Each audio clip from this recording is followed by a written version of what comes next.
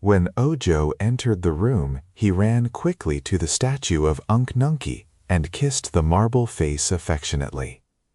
"I did my best, Unk," he said with a sob, "but it was no use." Then he drew back and looked around the room, and the sight of the assembled company quite amazed him.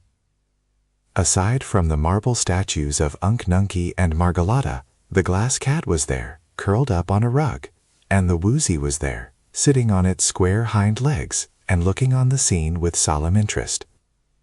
And there was the Shaggy Man, in a suit of shaggy pea-green satin, and at a table sat the little wizard, looking quite important, and as if he knew much more than he cared to tell.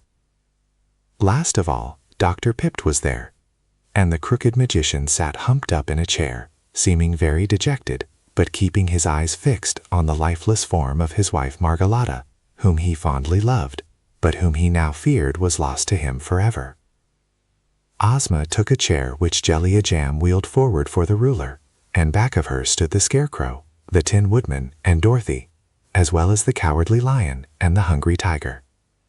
The wizard now arose and made a low bow to Ozma, and another less deferent bow to the assembled company. "Ladies and gentlemen and beasts," he said, "I beg to announce that our gracious ruler has permitted me to obey the commands of the great sorceress, Glinda the Good, whose humble assistant I am proud to be." We have discovered that the crooked magician has been indulging in his magical arts contrary to law, and therefore, by royal edict, I hereby deprive him of all power to work magic in the future. He is no longer a crooked magician, but a simple munchkin. He is no longer even crooked, but a man like other men. As he pronounced these words, the wizard waved his hand toward Dr. Pipt, and instantly every crooked limb straightened out and became perfect. The former magician, with a cry of joy, sprang to his feet, looked at himself in wonder, and then fell back in his chair and watched the wizard with fascinating interest. "The glass cat, which Dr. Pipt lawlessly made," continued the wizard, "is a pretty cat, but its pink brains made it so conceited that it was a disagreeable companion to everyone. So the other day I took away the pink brains and replaced them with transparent ones, and now the glass cat is so modest and well-behaved that Ozma has decided to keep her in the palace as a pet." "I thank you," said the cat in a soft voice.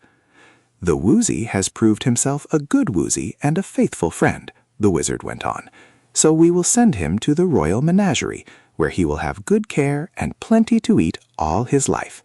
"Much obliged," said the woozy. "That beats being fenced up in a lonely forest and starved." "As for the Patchwork Girl," resumed the wizard, "she is so remarkable in appearance and so clever and good-tempered that our gracious ruler intends to preserve her carefully as one of the curiosities of the curious land of Oz. Scraps may live in the palace or wherever she pleases, and be nobody's servant but her own." "That's all right," said Scraps. "We have all been interested in Ojo," the little wizard continued, "because his love for his unfortunate uncle has led him bravely to face all sorts of dangers in order that he might rescue him. The Munchkin boy has a loyal and generous heart, and has done his best to restore Unk Nunkie to life. He has failed, but there are others more powerful than the crooked magician, and there are more ways than Dr. Pip knew of to destroy the charm of the liquid of petrification. Glinda the Good has told me of one way, and you shall now learn how great is the knowledge and power of our peerless sorceress." As he said this, the wizard advanced to the statue of Margalotte and made a magic pass, at the same time muttering a magic word that none could hear distinctly. At once the woman moved, turned her head wonderingly this way and that to note all who stood before her, and seeing Dr. Pipt, ran forward and threw herself into her husband's outstretched arms. Then the wizard made the magic pass and spoke the magic word before the statue of Unk Nunkie. The old munchkin immediately came to life, and with a low bow to the wizard said, "Thanks."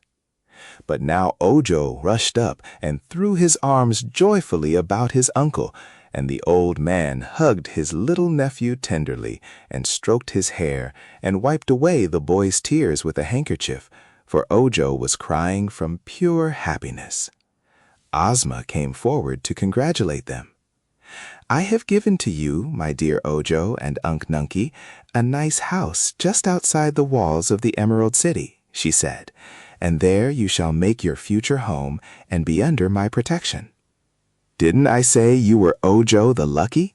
asked the Tin Woodman, as everyone crowded around to shake Ojo's hand. "Yes, and it is true," replied Ojo gratefully. The End. The Land of Oz. The title page of this book says that it is an account of the further adventures of the Scarecrow and the Tin Woodman, and also the experiences of the highly magnified Wogglebug, Jack Pumpkinhead, the animated Sawhorse, and the Gump.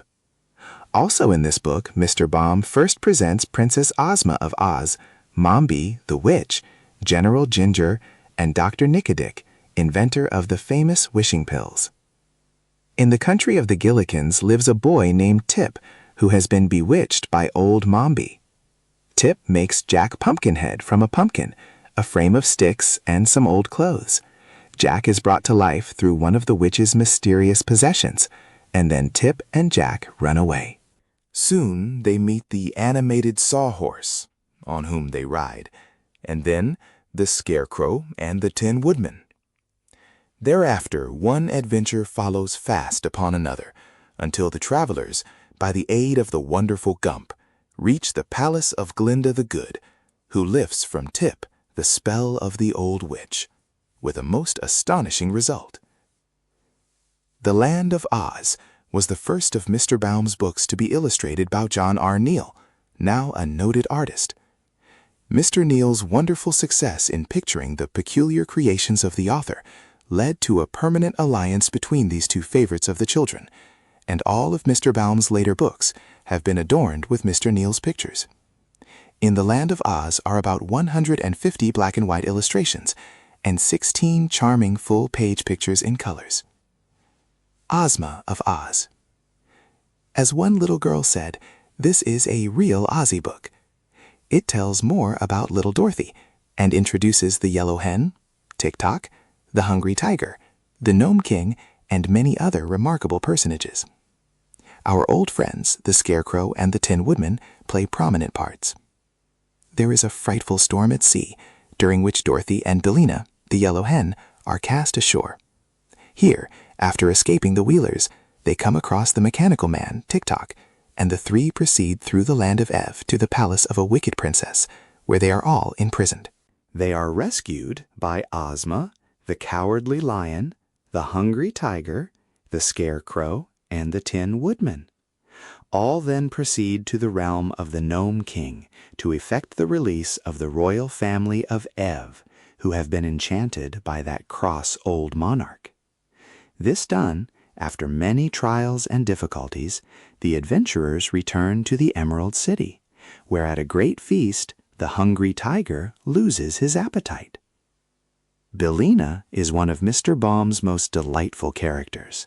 All readers will enjoy her wit and humor, which is backed up with much sound sense. The Hungry Tiger is a worthy companion to our old friend, the Cowardly Lion. For Ozma of Oz, Mr. Neal made 41 full-page colored pictures, 22 half-pages in color, and more than 50 text illustrations, besides special end sheets and other decorations. It is one of the most gorgeous of children's books. Dorothy and the Wizard in Oz. First thing, bang, and an earthquake drops Dorothy and Zeb, her boy companion, plumb into the glass city. Here they soon meet the wonderful Wizard of Oz, who also has fallen into this remarkable town. In company with Jim, the cab horse, Eureka, the discontented kitten, and the 9 tiny piglets, Dorothy and her friends are condemned to die, but escape into a tunnel, through which they pass into the Valley of Voices. In their efforts to reach either the surface of the earth or the Land of Oz, where they would be helped by the powerful Princess Ozma, They meet many dangers and have numerous startling encounters with strange beings. Finally, they are rescued by Ozma and are safe in the Emerald City. Here there is a great reunion, attended by the Tin Woodman, the Scarecrow, the Cowardly Lion, the Hungry Tiger, and many other of our old friends of Oz. Dorothy and the Wizard in Oz is embellished with 16 full-page inserts after paintings by John R. Neal.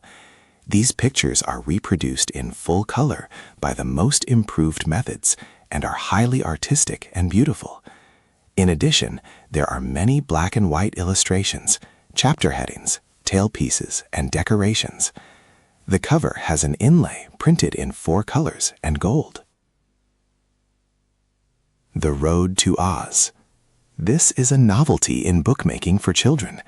As the scene shifts from one part to another of Mr. Baum's unique fairyland, the tints of the paper used for printing change from color to color in accordance with the hue of the country described. This color scheme, in connection with Mr. Neal's delightful and characteristic illustrations, over 100, make a truly wonderful book. Among the new characters introduced are Button Bright, the Shaggy Man, King Dox, and Johnny Dooit. The road to Oz is a marvelous road, along which Dorothy and her companions find many curious and strange inhabitants. They finally reach Oz and visit the castle of Nick Chopper, the Tin Woodman, now become Emperor of the Winkies, by whom they are escorted to the farm of Jack Pumpkinhead and to the Emerald City. Here Princess Ozma gives a banquet, at which the guests are beyond doubt the most amazing collection ever assembled under one roof, including Santa Claus, the Queen of Merryland, Para Bruin, the Rubber Bear, the King of the Quadlings, the Candyman, the Queen of Ev, Jellia Jam, General Ginger, the Soldier with the Green Whiskers, Polychrome, the Rainbow's Daughter, the Incubator Baby, and John Doe.